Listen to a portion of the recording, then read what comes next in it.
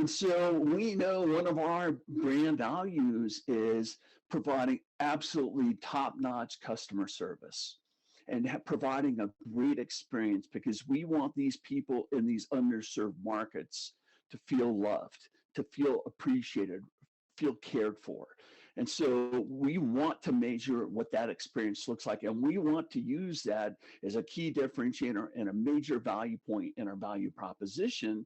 And so it's not just about the transaction, it's also about the experience. And how do we measure that experience? How do we utilize the information we gain from that experience to be better at what we do, better at delivering these great experiences? And when you do that, and when you deliver these great experiences, you have customers for life. You're listening to the Traffic Handler Podcast. We're about getting new customers, making more sales, and growing your e-commerce retail business. I'm your host, Amy Biddle. My guest today is Michael Doyle of Brand Iron. Now, this is a company that's really outsized for probably most of the people listening to this podcast, but please don't click away.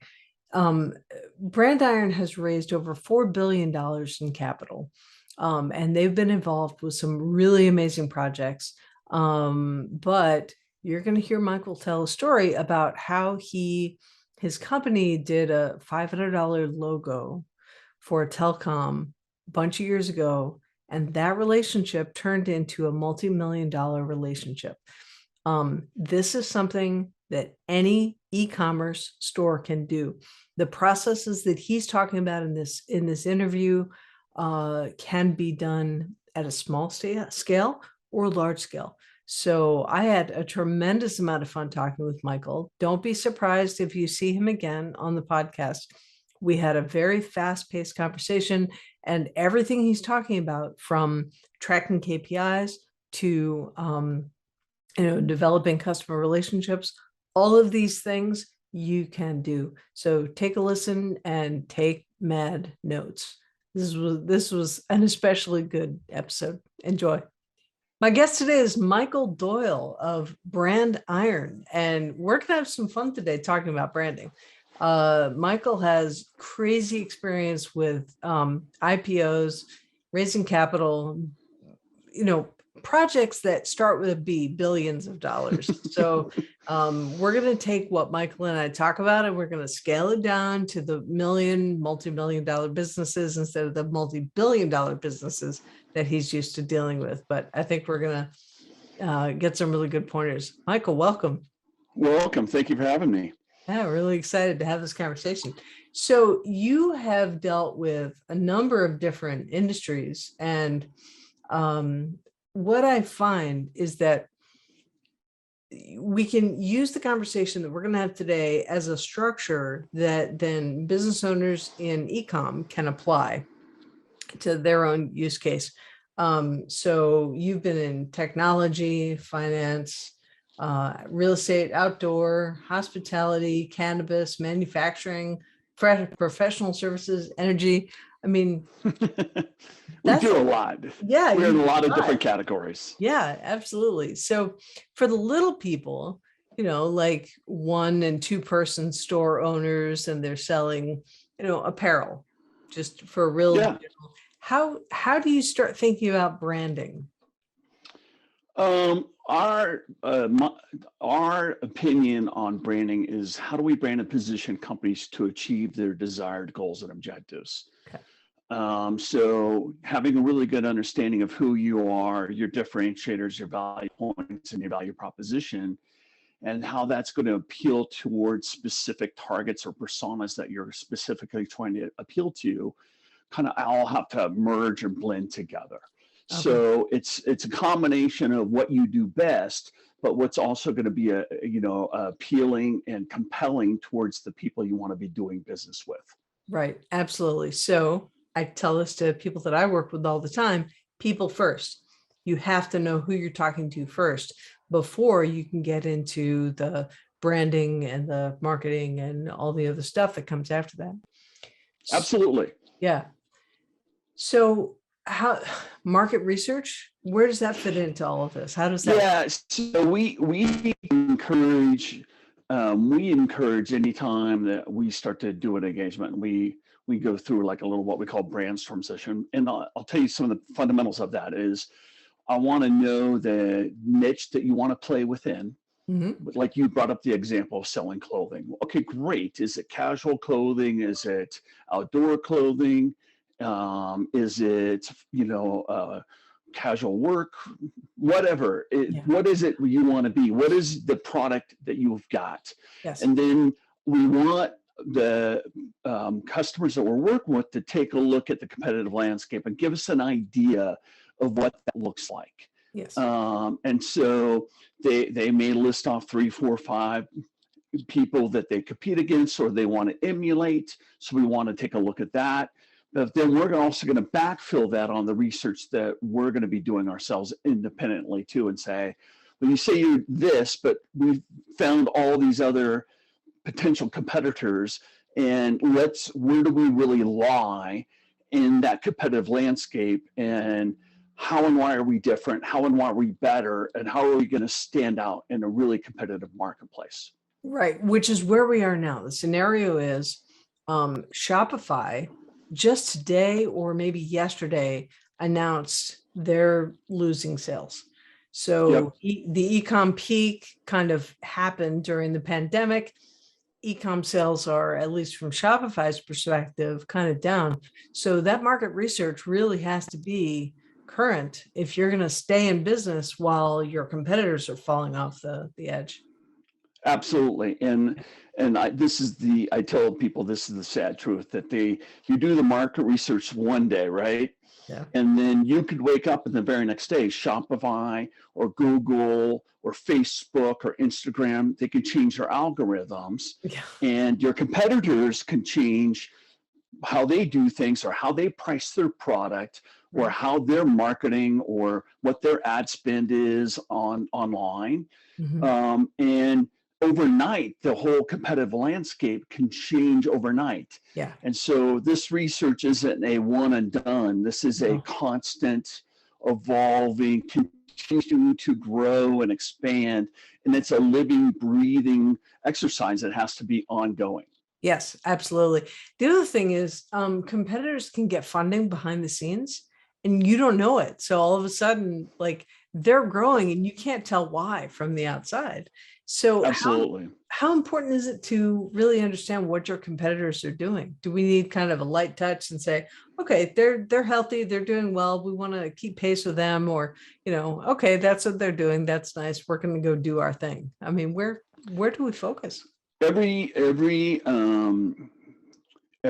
company we work with has different appetites for how much time as well as energy and resources they want to spend on keeping abreast of the competitive landscape. Yeah. And most people, take a look at it once a quarter, every 6 months or so. Some look at it on a daily basis, depending on the volume and the amount of website traffic or conversions on specific ad campaigns or email marketing campaigns. Yes. And so it really depends on what the landscape looks like and what is appropriate for you and your organization, budget-wise, time-wise, all of the above, okay? Yes. And so there's no one right answer. And so whatever works for you and your organization and your budget and time and resources really is what we recommend. The competitive landscape, it changes frequently. It depends on what your appetite is. It depends on like what's important to you for tracking and how you're going to use that information. So I would think that it's really important, first and foremost, not to get overwhelmed by the amount of data that you're collecting on, especially other people. Correct. Yeah. Yeah. And so here's what we typically recommend.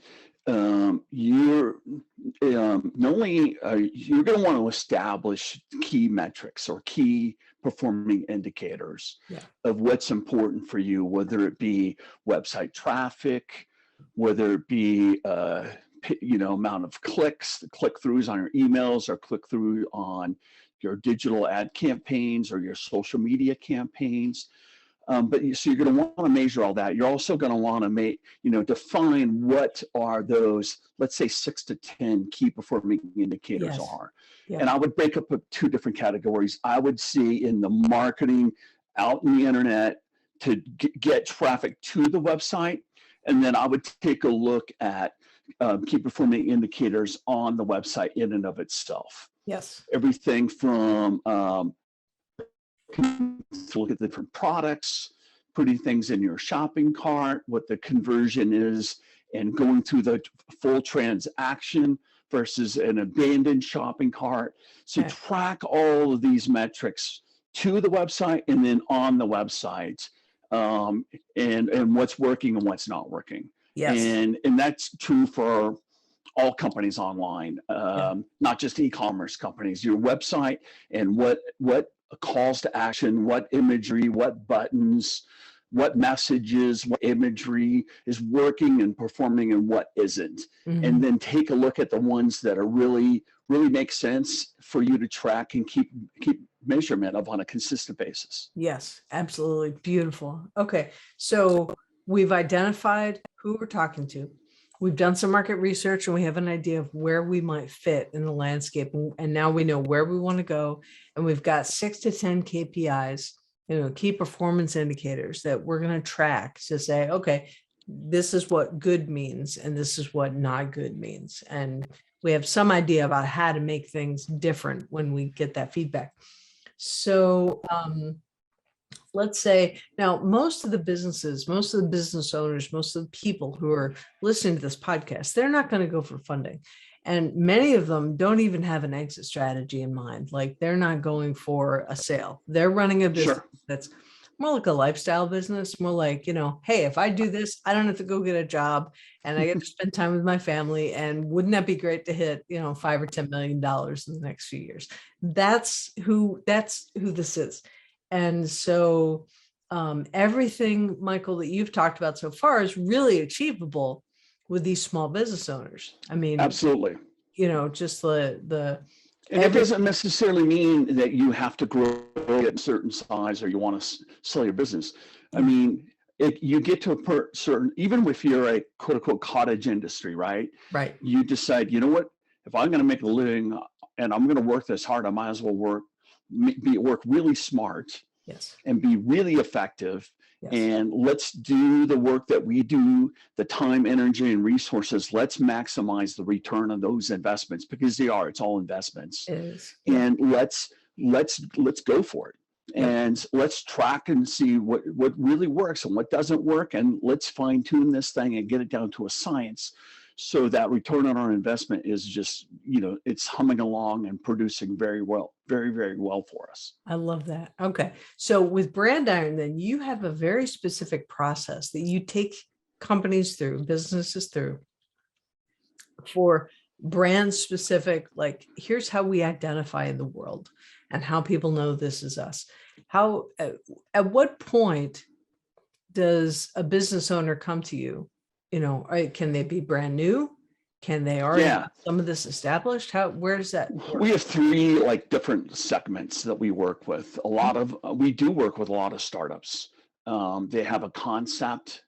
They want to develop whether it be like a concept deck to refine their thoughts and put it into a presentation where it really helps them organize their strategy. It helps them identify, do some competitive research on what the marketplace looks like, do some research on who their targets are and what those markets or individuals or groups of people want to look like, and then really hone in on, let's take, like you talked about, that clothing company. What our products are, who are they going to be suited best towards, and then how do we really put together a brand strategy that's going to be highly competitive in the marketplace. And then what are the pieces or components of that do we need to be able to utilize and tap into to build our brand, develop the look and feel of it, but also just as important is the voice and the tone and the text and the content that's going to be utilized on the website, online, in social media, and what does all that want to look like as well too. Okay. All And right. we're a little bit different in the fact that we work with companies, and it's not just a brand or a logo that looks really pretty. And yeah, that's great, but it's looks great, but it performs really well. Yes. And our idea is branding positioning is not only about creating a brand that resonates in people's minds, but also compels them to take action, and it compels them to engage with your organization. And it helps brand and position you to achieve your desired goals and objectives. And so that we're what we call much more holistic in nature Okay. versus just a more cool looking brand. Yeah. Because Cool. you Looking. can have the Yeah. coolest looking brand in the world, but if it doesn't perform, doesn't convert, doesn't compel people to take action, Yes. drive revenue, and drive results for you in the organization, it Yeah. really doesn't really do anything. Right. Then what's the point? So Absolutely. how do you measure that? How do you measure the impact of the brand on the store? Because, one of the things that I get obsessed with two things with my clients: lists, who are we talking to, customers, prospects and suspects, and offers. How are we selling? What are we selling? But the brand, that kind of fits between both those things and kind of weaves them together. So Yeah, how do it you does, measure but impact? yeah, and that will come back to you go back to those KPIs, Mhm. and it's not only the what are you measuring, online, what Right. you're measuring on the website, but also what are you measuring? Are you doing client satisfaction surveys with people who Yes. come to the website, and Yes. what was their experience with you all? Right. What are you doing with the people? And you want to know that, but you also really want to know the people that why did they abandon their shopping cart, or why didn't they why did they not um, fulfill the whole transaction and get it complete? If you can get some feedback or input from them, it's Yeah. priceless, because Yeah. you can really work based on that information to improve your closing qualifying percentages or closing percentages, Yes. and really have a really good understanding of what you have to improve in order to improve those KPIs that will really make a difference. Cool. All right. So And there's another thing that we really like to measure. There's a couple of different things too. Is we work with a lot of businesses, and so not just on the transaction, but the experience, because that's the other key component that websites and brands and e-tailers and all these other people is, what is the experience like? yeah. And it's not just about a transaction, but these companies these days, we're working like, well, here's a really good example. We're working with a rural internet provider. Yes. We know we compete against large telecoms, the big large wireless carriers, the big large internet providers, and the vast majority of them suck at customer service. They sure do. Yeah. If you get that, you'll win the market everywhere you serve. Right. And so we know one of our brand values is providing absolutely top-notch customer service. Yes. And providing a great experience, because we want these people in these underserved markets to feel loved, to Yes. feel appreciated, feel cared for. And so we want to measure what that experience looks like. And we want to use that as a key differentiator and a major value point in our value proposition. Yeah. And so it's not just about the transaction, it's also about the experience. And how do we measure that experience? How do we utilize the information we gain from that experience to be better at what we do, better at delivering these great experiences? And when you do that, and when you deliver these great experiences, you have customers for life. Yes. As long as you keep providing that experience. And so that's critical. And then one other component we like to measure too is, even on a small firm, you measure happiness within. Mhm. Because your brand internal, we call it an internal brand. Okay. If you have an internal brand of people that are satisfied and they're happy, they're the ones providing that service. Yes. And if they're happy, they're going to provide that great service. If they're not happy, they're going to provide crappy service. You can't have grumpy people giving customer service. That just doesn't work. Right, exactly. So, it's got to be holistic. The brand isn't just about a logo or a website. It's about the entire business. It's about the look and the feel. It's the website. It's the message on social media. It's the experience. It's the attitude. It's the beliefs. It's all the different components that fulfill a brand and make these companies separate from themselves when they have all these different components figured out, mapped out. What is the process to be able to deliver on these things, and how do we measure and track that we're continuing to live and fulfill our brand? This is great. This is phenomenal. This is like, okay, brands are not just a pretty logo. This is so far beyond that. It's like the day-to-day experience of the company and how to increase the lifetime value of your customer and everything. I mean, this is phenomenal. Absolutely. Yeah. And one other thing, here's a really good example. We call it the $500 logo. So years ago, we created a $500 logo back in the day. Still it's cheap, right? Yeah.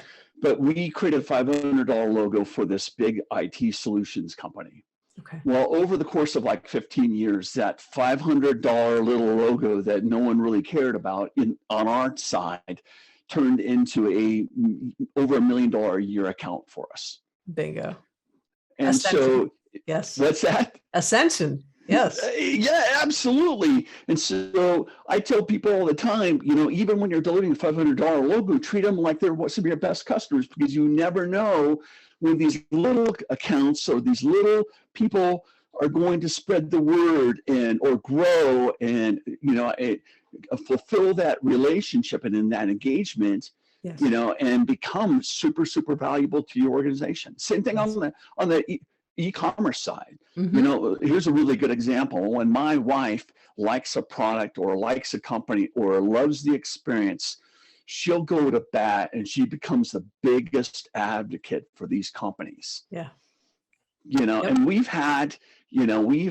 she's had different companies reach out to her and say, oh my gosh, the shout outs that you do for us on social media, the reviews that you give us on Google, and the reposts and sharing of all our content on Facebook and Instagram is invaluable. Thank you so much. We're sending you a care package as a way to say thank you. Yes. And she does it more. Yeah. And that's what brands isn't just, it's just not one little category. It's the entire life cycle organization and how it does business. Right. And so for these e-commerce companies, they need to understand that it's not just about a look and a feel. It's about the entire way that a business goes about doing business. Yes.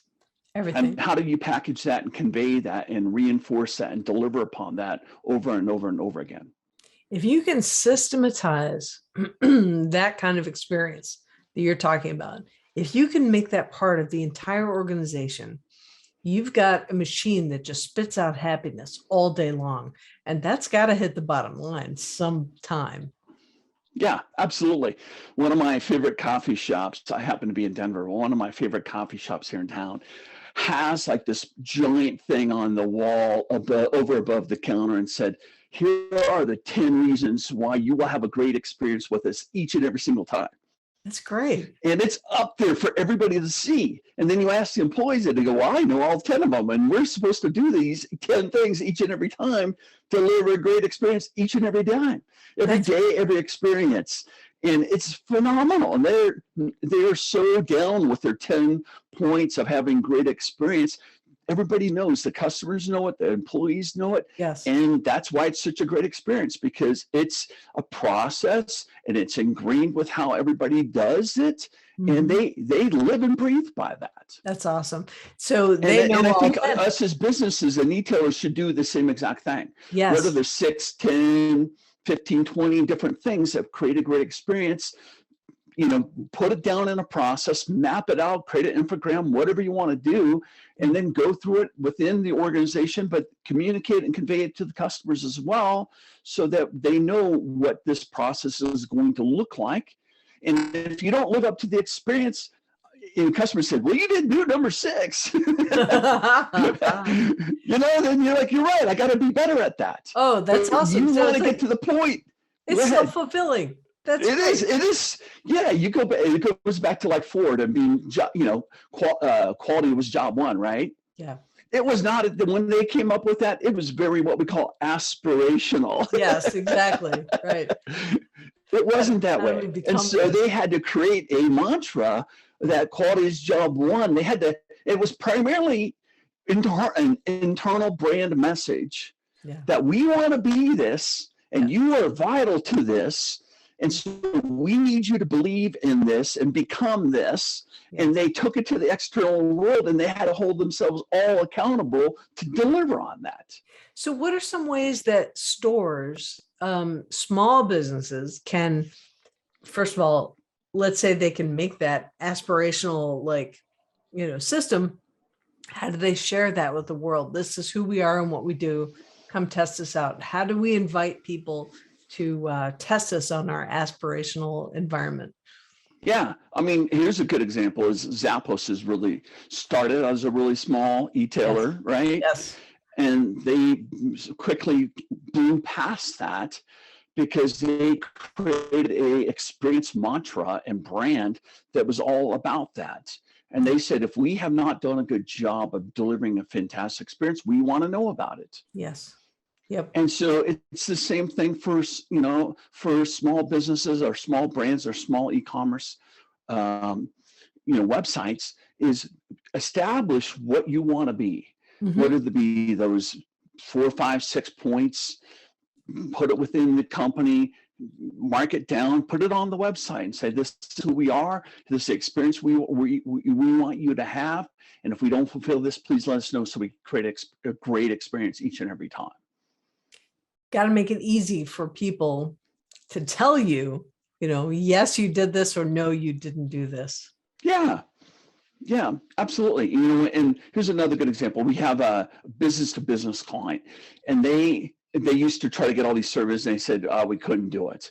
And they would send out an email with a frowny face, really upset, a frowning face, neutral face, a small smile, or a big smile. Yes. And they started getting people to put in these different little emojis about their experience. And then if it was really bad or really good, they would go back out and say, why was it really good or really bad? And they instantaneously got a ton more feedback on that simple little smiley or frowny or angry emojis. Yes. And started getting really good feedback on the experience that they were delivering on. And if things weren't going well, they wanted to hear about it so they could make modifications and deliver on that brand value promise that they put out there. I love that. It would be so easy easy. Yeah, it's going to take some time and you have to think, but let's say you start with 1 or 2 ideas that you can incorporate into how to have a better experience for the customer, and just do a very simple follow-up email or email sequence, just like you just described, and say, how are we doing? We want to serve you better. We want this experience to be all about you, because so much of the messaging is all about me. Yeah, don't do that. So, absolutely. This is good. This is really good. Well, good. Michael, this has been, I think, the fastest interview ever. Not just because you talk fast, but the ideas are brilliant. I mean, I love talking to you. This is great. So if people want to learn more from you, how do they do this? Just look us up online. It's brandiron.net. That's great. And you can get in touch with us. There's contact forms on there. There's a bunch of different ways to get a hold of us on brandiron.net. That's great. Thank you so much. And thank you. Absolutely. Thank you. I appreciate it. It's been a pleasure. I really enjoyed chatting with you today. And thank you. Thanks. You've been listening to the Traffic Handler Podcast. We're about getting new customers, making more sales, and growing your e-commerce retail business. I'm your host, Amy Biddle. Get more at amybiddle.me. And until next time, go sell more stuff.